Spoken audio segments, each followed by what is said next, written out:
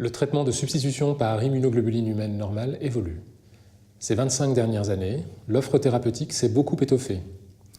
Aujourd'hui, la démarche thérapeutique progresse, en ce sens que le patient est replacé au centre de sa prise en charge. À nous, équipe soignante, de l'accompagner et de lui proposer le meilleur traitement possible à chaque étape de sa vie. Il faut comprendre que ce traitement au long cours par immunoglobuline n'est pas figé dans le temps ni dans la vie du patient. La prise en charge doit s'adapter au patient et non l'inverse.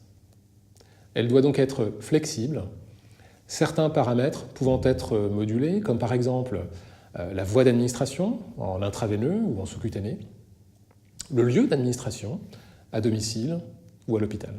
Aujourd'hui, la pratique évolue vers plus de flexibilité et vers une médecine plus individualisée. L'objectif est évidemment d'améliorer la qualité de vie du patient, de limiter l'impact de la prise en charge sur sa vie sociale, familiale, professionnelle, mais aussi de l'aider à accepter et à s'approprier son traitement. Concrètement, l'indication au traitement de substitution par immunoglobuline est toujours dictée par des critères médicaux, la pathologie du patient et son état clinique. Il faut administrer à chaque patient la dose minimale d'immunoglobuline qui lui apportera l'efficacité maximale. Ensuite, il est légitime de se demander, est-ce le bon traitement pour ce patient? Est-ce le bon traitement à ce moment de sa vie? Là, plusieurs paramètres peuvent être adaptés. Tout d'abord, la voie d'administration, intraveineuse, sous-cutanée, sachant que le passage d'une voie à l'autre est médicalement assez facile. Il n'y a pas d'adaptation de dose particulière.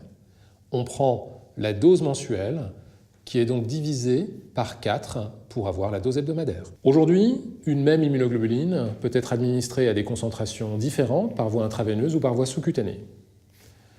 Autre paramètre de flexibilité, le lieu d'administration, l'hôpital ou le domicile. À domicile, c'est la voie sous-cutanée qui est choisie par les patients et à 85% des traitements intraveineux se réalisent à l'hôpital.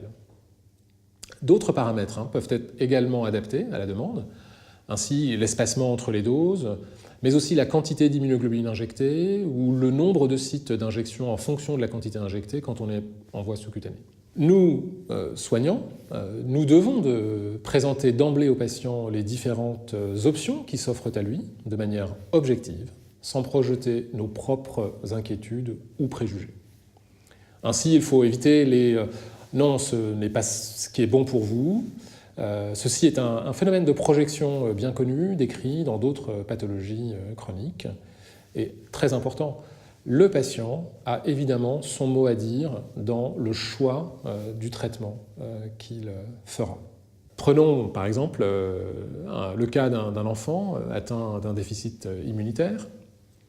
Dans sa petite enfance, avant d'être scolarisé, il peut recevoir son traitement par voie intraveineuse à l'hôpital le mercredi matin. Ensuite, il rentre à l'école, il est en classe le mercredi matin, et il va donc recevoir son traitement le mercredi après-midi, par exemple par voie intraveineuse au domicile. Comme ça, il est tranquille, il ne rate aucun jour d'école. À l'adolescence, il a sport le mercredi après-midi. Il choisit donc d'être traité toutes les semaines en sous-cutané au domicile. Lui et ses parents sont formés à cette injection sous-cutanée et tout se passe bien. Jeune homme dans la vie active, il ne souhaite pas rapporter la maladie et les traitements à son domicile et il préfère donc réserver tout cela à l'hôpital. Il va donc y recevoir toutes les 3 à 4 semaines son traitement intraveineux à l'hôpital, là où il va pouvoir prendre son ordinateur et travailler et avoir une journée active.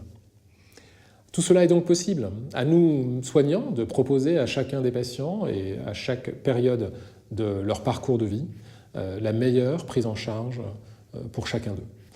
Meilleure prise en charge en termes d'efficacité clinique, bien sûr, mais aussi en termes de flexibilité du traitement pour coller au mieux à son style de vie et à ses attentes.